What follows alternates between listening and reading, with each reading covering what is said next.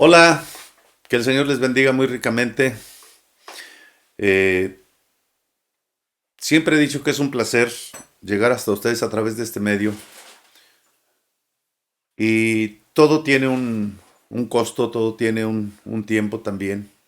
Pero esto parece ser también que va a ser una forma que mientras haya posibilidades sabremos de estarla practicando.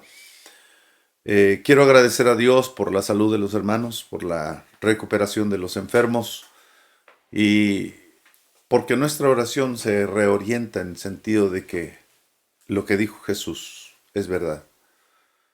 Cuando hablaba en el Padre Nuestro acerca de guárdalos del mal. Y Dios ha estado guardando a los hermanos de la iglesia. Hasta ahorita no tenemos ningún deceso de algún cristiano por razón de la contingencia. Doy gracias a Dios que nos permite reunirnos, que las autoridades también han sido flexibles en ese sentido. Hay muchos hermanos que todavía hasta ahorita, después de más de medio año, no tienen servicios presenciales y todo se hace a través de vía WhatsApp o vía telefónica o por YouTube y otros medios electrónicos. El DEO acaba de ser celebrado y muchos hermanos dicen, pues no, es que no es lo mismo estar viendo una imagen fría a estar reunidos orando y escuchando las peticiones y las oraciones hechas por los hermanos. Así es. Este mensaje para mí es algo que viene a moverme algo dentro de mi corazón. El hecho de estar predicándole aquí a una cámara, el hecho de estar hablándoles sin estar mirando sus rostros, no hay la misma motivación ni es la misma expectativa. Así que les agradezco mucho cuando invitan a alguien y pueden tener a alguien con ustedes viendo esta transmisión. Les pido que oren, les pido a Dios que le rueguen, que les ayude a soportar, si ustedes quieren, una parte de lo que será la nueva normalidad. Muy bien, el tema para hoy sería los propósitos de Dios. Génesis capítulo 3, versículo 15 es un primer versículo que quiero que leamos. Pero el pasaje clave que veo en este tema es Isaías capítulo 55, versículos 11. Anticipadamente, Dios sabe que el hombre pecará una vez que lo ha creado y no será capaz de aliviarse o de salvarse a sí mismo.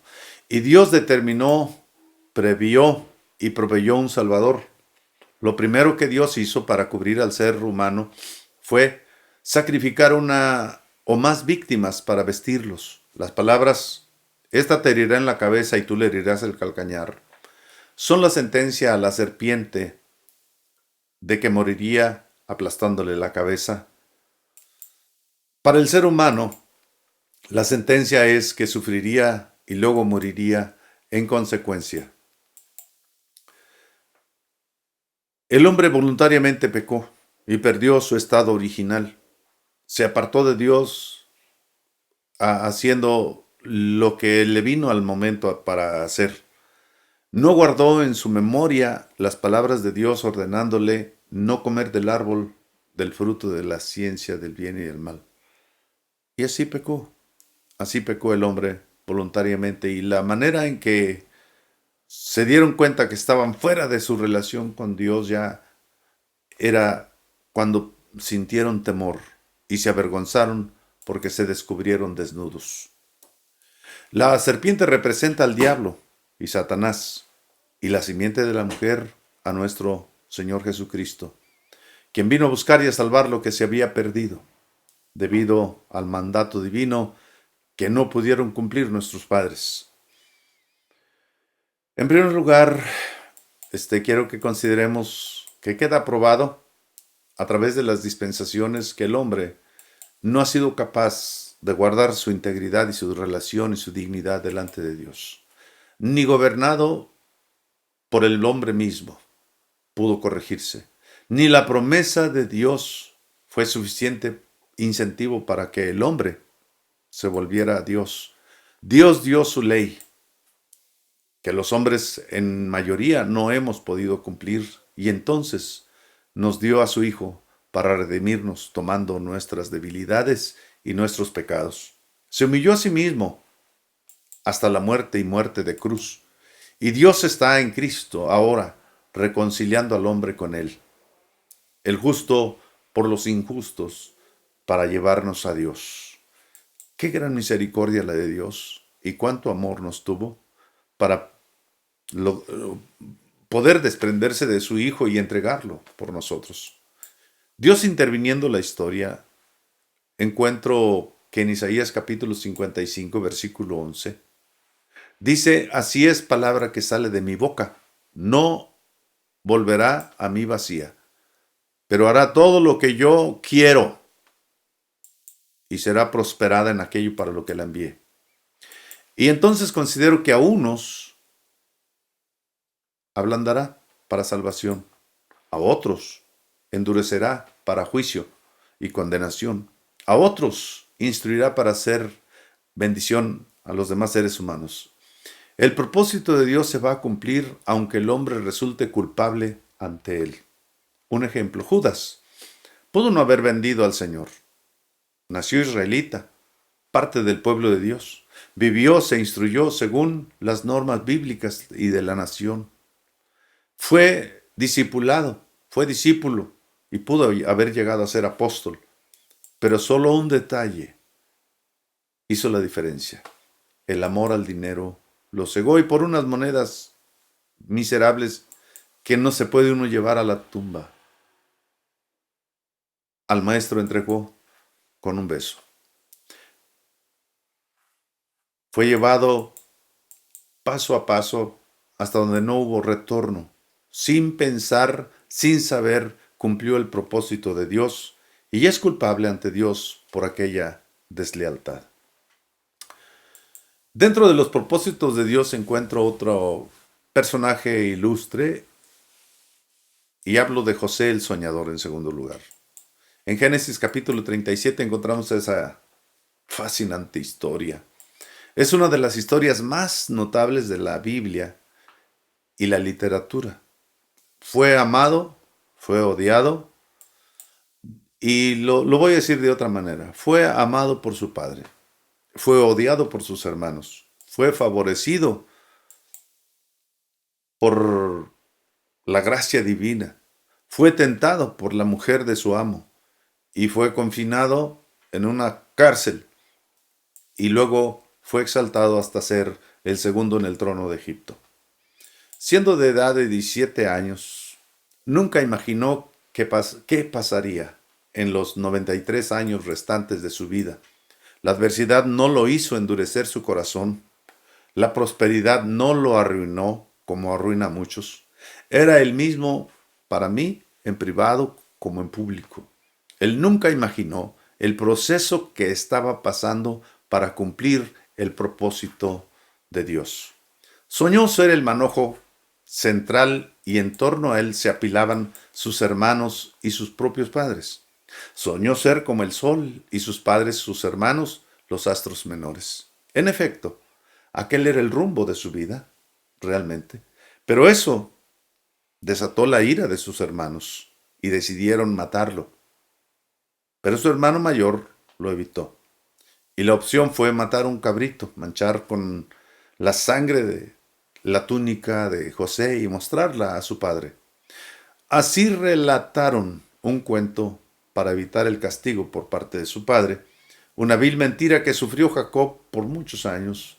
Pasando los ismaelitas, ellos decidieron venderlo y fue comercializado como esclavo. Lo compró el capitán de la guardia del faraón y Dios lo prosperó siendo esclavo, pero no era la finalidad de Dios, no era la finalidad de su vida ser un esclavo. En tercer lugar, Dios tiene un propósito. José no lo sabe y nosotros en su lugar tampoco lo habríamos sabido. Quizá José murió y no lo supo. Hoy lo vemos en la escritura y conociendo la historia lo vemos con claridad. El único modo efectivo para sacarlo de la posición cómoda de esclavo, fíjese bien, de esclavo, administrador, fue el asedio de la señora del capitán, que sin saberlo también entró para cumplir el propósito de Dios. Aún la misma cárcel sirvió para el propósito de Dios. Estando en la cárcel, tuvo el control y el jefe se desentendió de los presos porque con José todo estaba bien. Mientras él seguía soñando y sus sueños fueron probados como reales, el faraón soñó y olvidó el sueño y al exigir la reposición, halló que los adivinos que empleaba no fueron capaces de lograrlo y así su sentencia fue la muerte. Y Dios ayudó a José, para revelar al faraón los detalles del sueño, la interpretación y la solución. Por aquellos sueños sobrevivió Egipto, su familia y la descendencia misma de José. Enoc muestra el camino de la fe. Noé muestra la perseverancia de la fe. Abraham muestra la obediencia de la fe. Isaac muestra el poder de la fe. Jacob muestra la disciplina de la fe. Pero José muestra el triunfo de la fe. José también es un prototipo de Jesús. A excepción de la falta de tacto en referir a sus hermanos los sueños que les irritaron a tal grado que cuando les trajo comida, viéndole, conspiraron matarle. Me queda pensar que qué hombres tan despiadados. Poder comer tranquilamente de lo que les trajo su propio hermano, mientras en su corazón ellos deseaban matarle. Ahora se pueden sentar a disfrutar mientras él está en aquella cisterna, en aquel hoyo, en aquel pozo. A excepción de Rubén y Judá. José era un hijo consentido. No era un hombre maleado. El trabajo de casa y a veces de campo fue relativo. No comulgaba con la conducta de sus hermanos. Reportaba las malas acciones de ellos a su padre. Pero ahora comienza el camino difícil. Emigrar como esclavo, sin familia, sin garantías, sin capacitación, comenzó como esclavo y se le entregó la administración de la casa del capitán de la guardia del faraón. Y Dios prosperó todo lo que tocaba. Potifar dejó todo bajo su autoridad, menos a la mujer, menos a la esposa.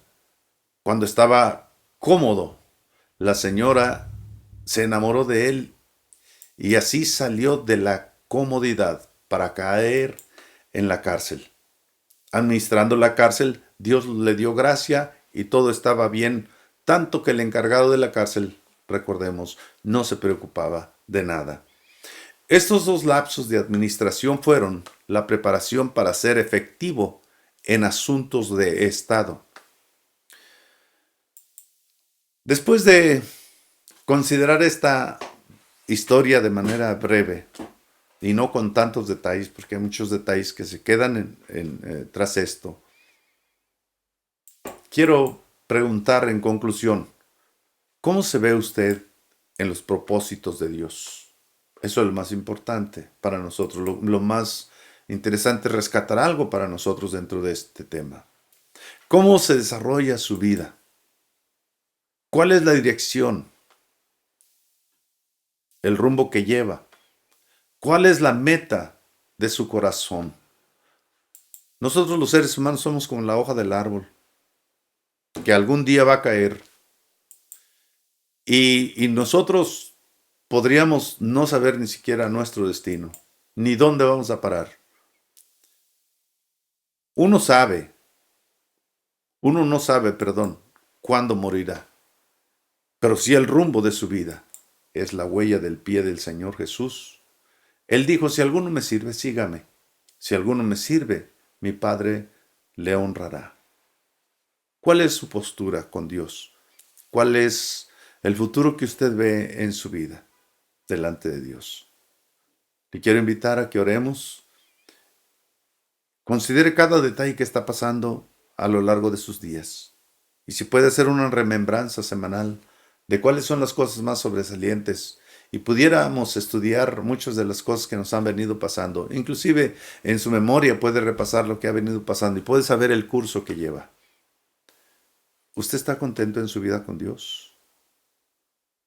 Padre, en el nombre de Jesús, te rogamos que tomes nuestra vida en tus manos y lo que no podamos entender, lo que tal vez José nunca entendió y tal vez nosotros en su lugar tampoco lo hubiéramos entendido, ayúdanos a entender hacia dónde nos llevas tú. Y las cosas que pasan, no fue esclavo nomás porque sí, hay un propósito tuyo.